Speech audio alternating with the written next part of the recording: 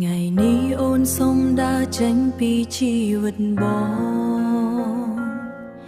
ទោះបេះដូងអូននៅឈឺក្នុង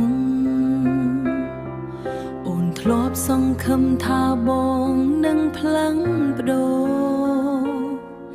តែចុងក្រោយមានតែ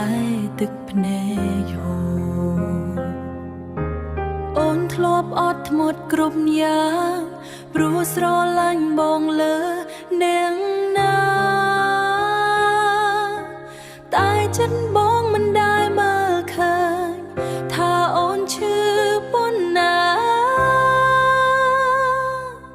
ឈុំស្រឡាញ់បងហើយឈុំរងចាំមនុស្សមិនខ្វ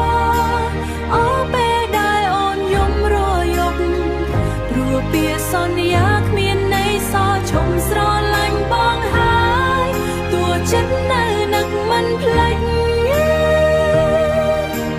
អូនសុំយកបេះដូងត្រឡប់វិញ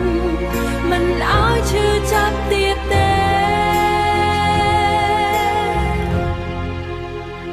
អនុស្សាវរីយ៍ល្អ